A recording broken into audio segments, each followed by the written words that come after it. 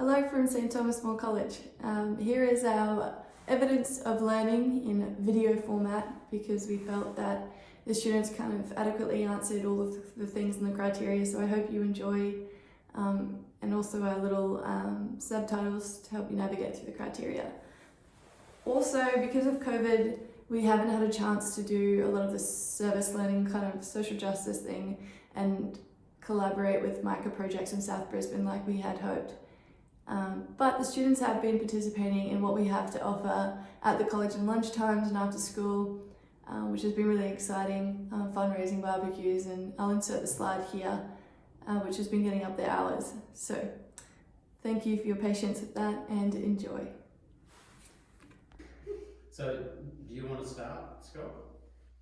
My name is Scott. I'm interested in humanities and media, and I'm still looking at what I want to do after school. My turn. Hello, my name is James. I do science and math subjects mainly, and PE, and I want to be a surgeon when I leave school. Alex Tom. Yeah, my name is Alex Ton. I do math and science subjects, and in the future I want to become a paramedic.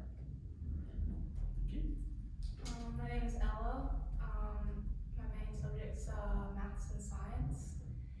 And after school, I want to be a pilot. My name is Mackenzie. My major subjects are science and music, and I'm not sure what I want to be after school. My name is Georgia. My major subjects are maths and science, I guess. And after school, I'm interested in doing environmental science. Okay, thank you. So we want to talk about a little bit, just in general, about the notion of, I guess what the work talks about as plurality. So when we talk about how we are religious or spiritual, there's not a sense of one glove fits everyone, that there's difference. And I guess what I want to do is just for a few minutes is get you to explore how you see that difference here at school. The little microcosm of that is probably what happens in your pastoral care room in terms of how are people religious / spiritual, and can you tell a difference? Okay. What about you guys? What do you see? What's your experience? I mean, I'm the same PC as Alex, so I don't really see anybody engaging a lot, like maybe I've just never noticed it. But people just sort of tend to maybe watch what's on the screen, but don't really follow along or anything. I prefer than reading a paragraph, just having a moment to step out of reality and be connected and be mindful for a minute, just be quiet, and just have your own thoughts. That's so in the junior school, did you had meditation as part of what you did in religion classes? Yeah, sometimes we actually we'll close our eyes for like 10 minutes and just think. And I thought that was really good because it just gave us a moment to relax and be with God or whatever you believe in. Yeah, and do nothing. Yeah. So, okay. Yeah. In relation to that, we did like the primary school meditation stuff too. And like even, I mean, if you believe in God and you are in the presence of God, then cool. But I think it's also important, no matter what you believe in, to be able to just sit alone with your thoughts for something, to be able to step out of reality, like you said, regardless of whether it's religious or not. I think that's probably like an important skill to have. So I guess in one sense we're really talking about our contemporary context, aren't we? Right here, right now. You guys as Year 11 students, and what that means, what that looks like. You've already been honest and put on the table and said, you know, this is what could happen and probably does happen. So what are there options in that space? What would make it more engaging? Now we've already talked about making, Scott, I think you talked about something that was more relevant. Yeah. Okay. I've got to say that Gen Z prayer book can't be more relevant than it because it's written by students. Okay? So, and we were deliberate, that was, you know, Marnie's initiative, and we were deliberate about, well, not 90% of it, probably 80% of it is student driven and student written. So it wasn't something that we got out of the internet or out of a book. We've got some traditional prayer there, but the rest of it is stuff that was written by students. So that, for me, puts it into that contemporary context, doesn't it? Okay. But now you're saying there still needs to be something else. So I guess my question is, what's the something else that you see? And at this point, I guess I'm still, we're talking generic Christian. We're not talking specific Catholic, if you get my drift. I mean, I think no matter how you slice it, prayer is prayer, Christianity is Christianity. If people want to engage with it, I think they should be able to. But I really don't think you can enforce is a bad word, but enforce engagement in religion if people don't want to. And you can try and like sort of dress it up however much you want, but the amount of people that you're going to persuade into actually engaging a lot with prayer is probably very small. So what about the rest of us in terms of our understanding now of text and, you know, sacred text? So if we're talking about scripture, what are you thinking? Is it, you know, we've talked before about prayer, about its the necessity for it to be contemporary, but what about the text? Because the text is old. How do we make the text contemporary? That's a question. Do we need to make the text contemporary? Okay, or is the text sufficient to speak on its own behalf? But when you say, what's the message for me, my description of that would be, what's God saying to me today through this piece of scripture? Like you modernise the message. Yeah. I feel like when you change, sometimes when you translate something or when you make it more modern, it loses some of its meaning, what it originally said. Yep. That's because, like you go on Google Translate and you'll translate something and it becomes something completely different sometimes. Yeah. So sometimes modernising something, if we modernise it again and again and again, it'll just be something completely different. Oh no, it is. Yeah, like it's not even going to be Christianity. Yeah. That's Yeah. like, don't they believe that with the Quran, where they won't do something with it? They won't translate it. You have to read it. And You have to read it in Arabic. And they had it was the second caliph after Muhammad, and what he did was he collected all the versions of the Quran that existed, and he burned them all except for one. So there's one authoritative text in Islam, and it's in Arabic because that was the language that God spoke to Muhammadans, so that was God's language in Islamic understanding. And every text now, every authentic Quran is exactly the same as the original one that they kept. And they have to write it in a really nice ink. So what they've done is they've eliminated the interpreter. So yes, we do. We lose something in translation. I also don't like it when there's some Bibles when they explain something and when someone explains it, because I think with everything, politics, religion, anything, you have to give it so that the person can interpret it, not what they think. Okay. Thoughts? I mean, I think there's still going to be like a certain point of view or a certain bias in the source itself, the text itself. So even when somebody else doesn't explain it to you, I think you're still being led to believe something by whoever translated it, whoever first wrote it, whoever decided we're going to use that word instead of that word for whatever reason.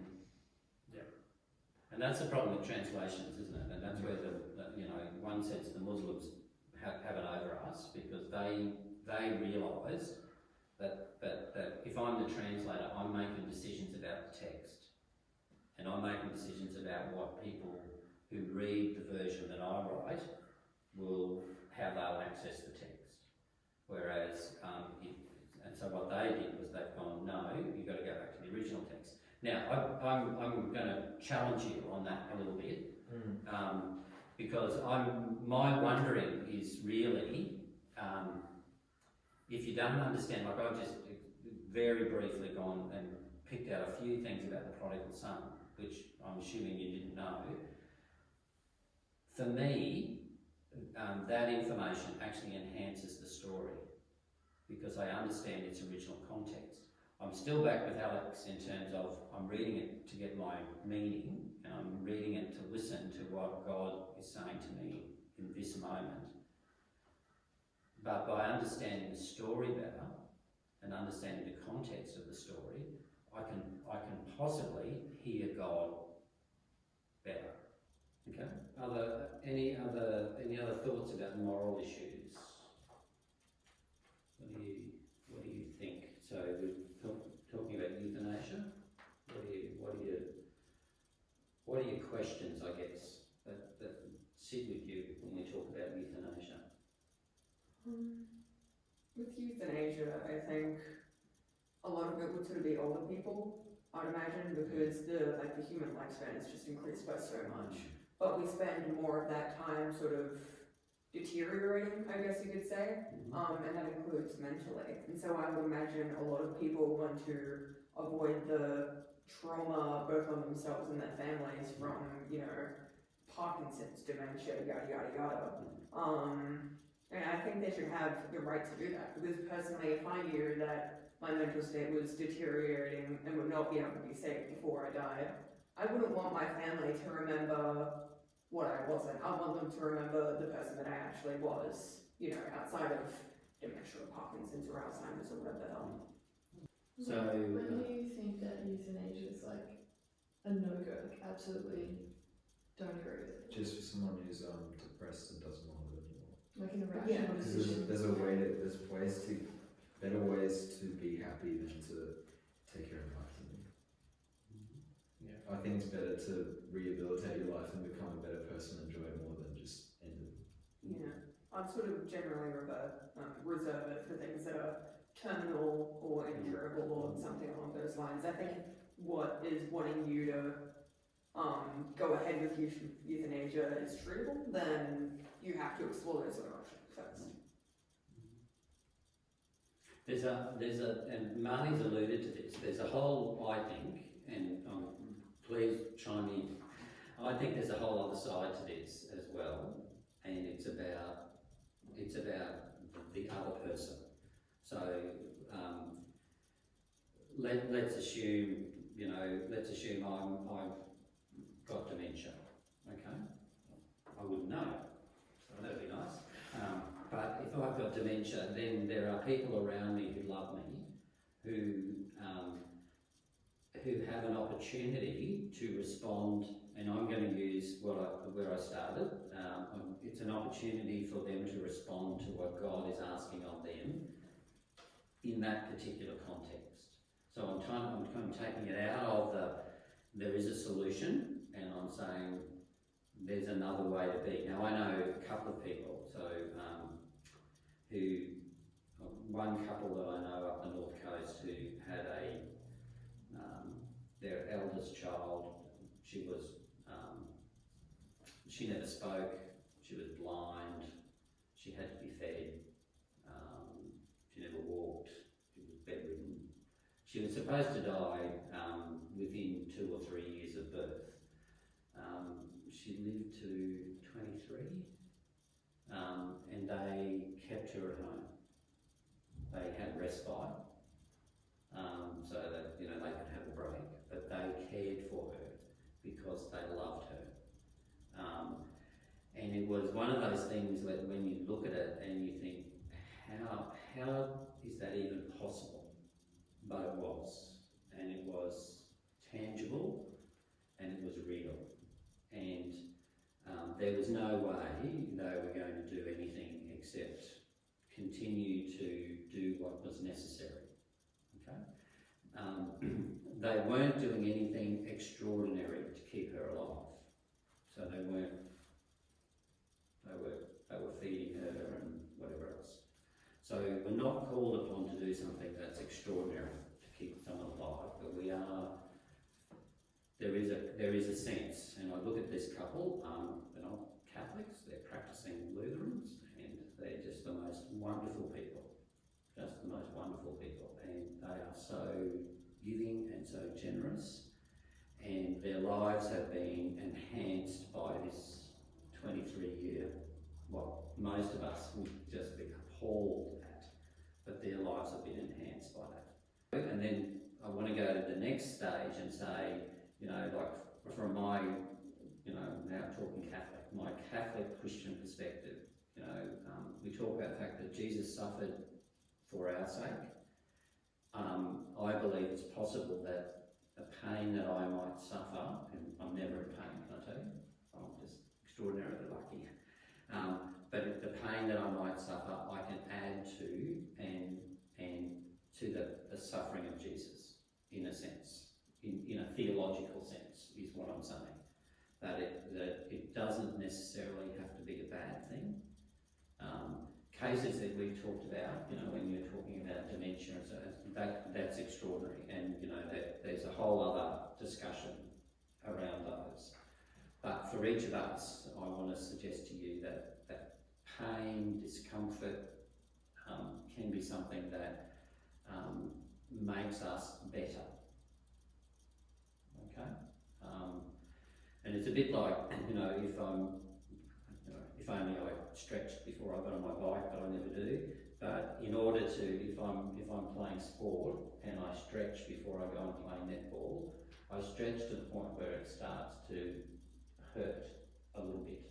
Because if I don't, I haven't stretched, have I? So the pain is something that kind of is giving us signals, and we need to read the signals.